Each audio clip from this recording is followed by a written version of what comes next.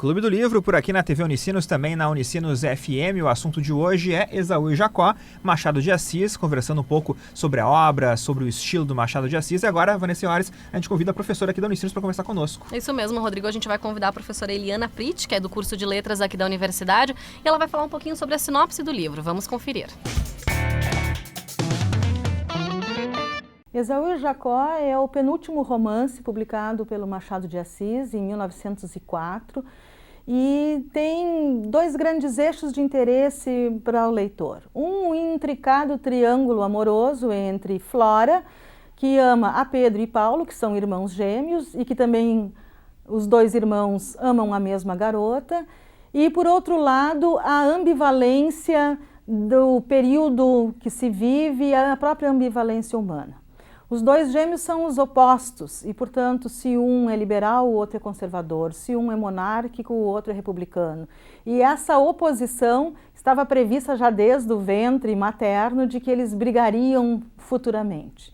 O que chama atenção no Esaú e Jacó é que, além daquela ironia costumeira de Machado, ela se atenua.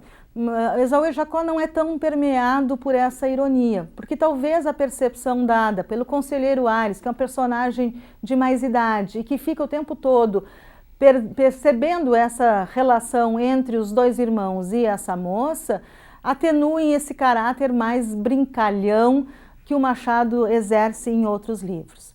Por outro lado, é um romance que alegoricamente vai tratar da mudança do Império para a República, do papel do político, e o desejo dos dois jovens vai se materializar depois que a Flora tiver falecido, em se transformarem os dois em deputados, um pelo Partido Conservador e outro pelo Partido Liberal. Acho que Esaú e Jacó é o melhor registro da política que se fazia no Brasil até aquele momento, ou seja, se troca a fachada e não se troca a essência.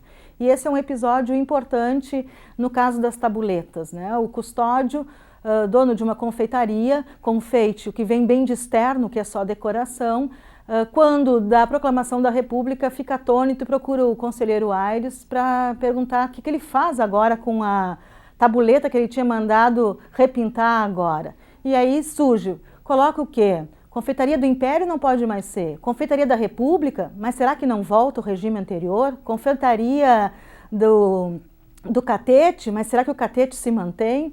Até que o conselheiro Aires diz, então coloca Confeitaria do Custódio, é o teu nome mesmo, né? E com isso, com essa alegoria, o Machado critica a mudança de poder sem mudança da essência. O Clube do Livro na TV Unicinos, também na Unicinos FM, hoje sobre Esaú e Jacó, Machado de Assis, e a professora Eliana Pritt falou uma parte que eu adoro do livro, que é a parte da tabuleta.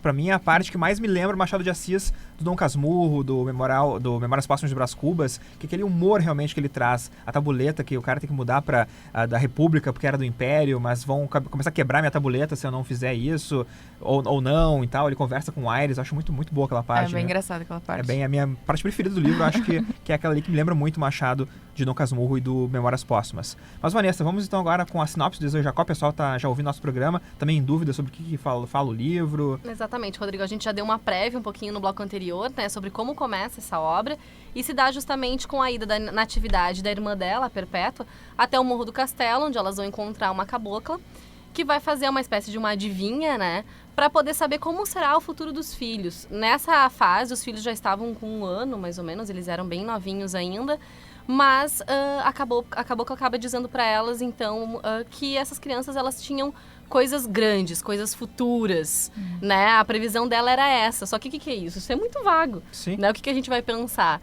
Mas é claro que a mãe pensava, bom, então são coisas boas, coisas grandes, coisas futuras, coisas boas, né? Mas ela dizia, né, que eles brigavam desde o ventre, né? Exatamente, tinha esse aspecto, que eles eram crianças que brigavam desde o ventre, e como é que poderia se entender isso, se isso realmente era possível? Será que eles se dariam bem? E essa mãe passa a obra inteira justamente aflita, tentando lutar para que eles realmente se deem bem.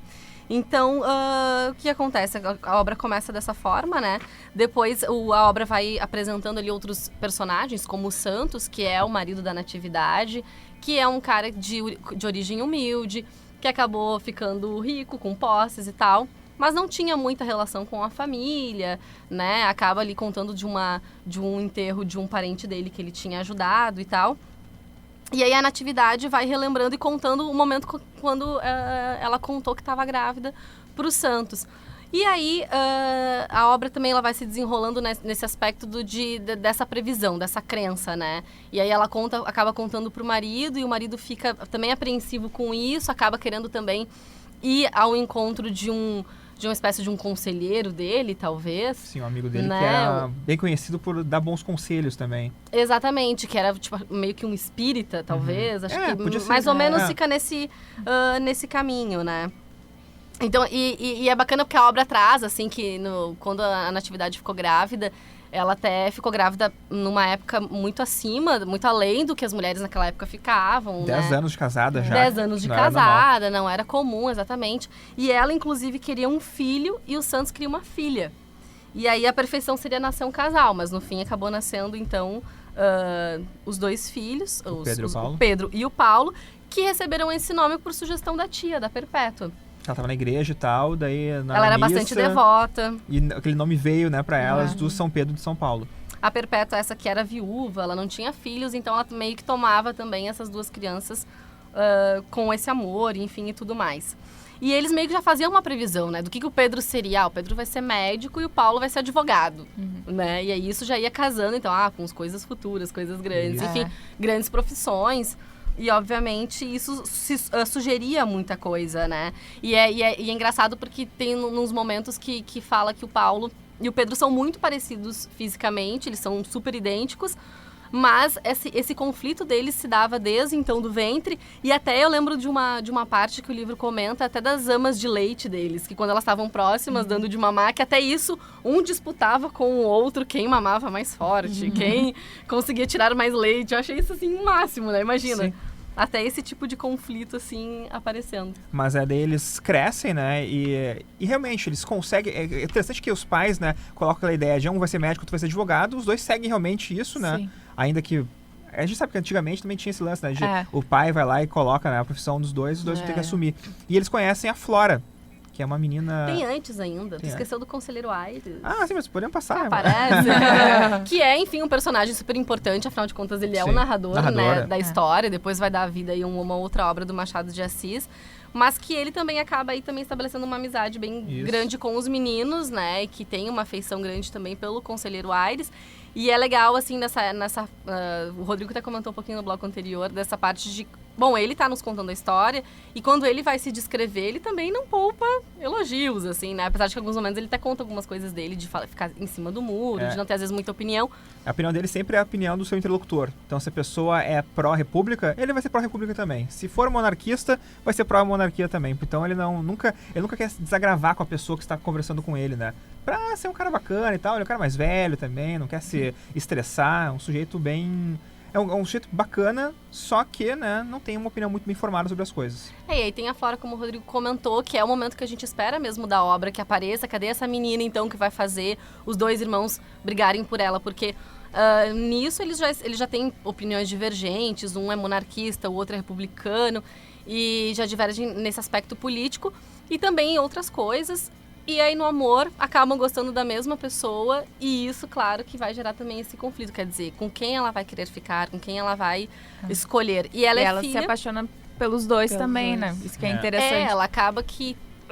ela tem uma afeição pelos dois. No momento que ela tá com o Pedro, ela tá com o Pedro. No momento que ela tá com o Paulo, ela tá com o Paulo. Então, ela também não consegue se decidir. E ela não consegue se decidir entre os dois. E é curioso porque é um romance que nunca floresce, né? Não é um romance que, ela se divide entre os dois e ela namora os dois. Não, é uma coisa totalmente, sabe, por baixo dos panos, assim. Ninguém fala nada. Ninguém fala sobre o amor entre os 3. É praticamente uma amizade. Uma amizade quase. E até o Conselheiro Aires, ele tensiona os irmãos em relação a isso, né? Quer dizer, vocês dois gostam dela, mas eles também, pelo que mostra no livro, eles são muito, até nesse ponto, de repente, tímidos ou acatados. Eles não é uma coisa assim totalmente exposta. Eu até esperei mais conflito entre os dois por causa dela, sabe? E eu não vi muito desses conflitos entre os dois. Eles ficavam em silêncio, né? Sempre, parece. E talvez isso que acabe deixando a Flora bastante perturbada, né? Essa questão dela não conseguir se decidir. Né? O Conselheiro Aires, ele dizia que ela era uma menina inexplicável. Não dava pra dizer quem ela realmente era. E tu tava dizendo que ela é filha de um casal também de... é um político, né? Que Exato. acaba se O mudando, Batista. inclusive, né?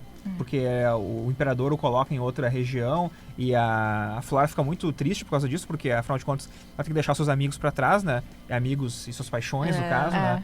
E ela acaba indo, né, junto com os pais, não tem muito o que fazer. Depois a monarquia acaba caindo, o Paulo fica felicíssimo, né, porque o Paulo, ele é pró-república, mas depois ele acaba ficando triste porque a república não era o que ele esperava.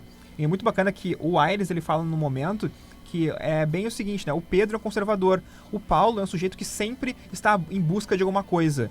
Então, mesmo quando ele consegue os seus objetivos, ele sempre busca uma coisa a mais. Então é bem interessante ver essa dicotomia também dos personagens, que depois a gente pode falar, claro, no terceiro bloco, que é mais voltado a esses personagens. E a gente já vai entregando, assim, um ouro do final, Rodrigo? O que, Olha, que tu acha? a gente pode falar um pouquinho mais, talvez, ali sobre, né, o desenrolar da história. Acho que a gente vai ter que falar, né? Acho que a gente vai ter que como falar saber. e entregar aí pra galera. Pessoal, quem não lê o livro, né, vai ter que saber, né, as coisas que acontecem. Já Vai tá ter que na saber, hora, porque a né? gente acaba tendo duas perdas significativas no fim dessa obra e que a gente acha que realmente, bom, agora sim as coisas vão se organizar, mas não é exatamente isso que não. acontece. Pois é, vamos deixar o próximo bloco, Vamos então. deixar o próximo bloco. Vamos segurar, então, aí a nossa audiência aí, o próximo bloco. Clube do Livro, Machado de Assis, Ezoe Jacó, volta já depois do intervalo, fica aí.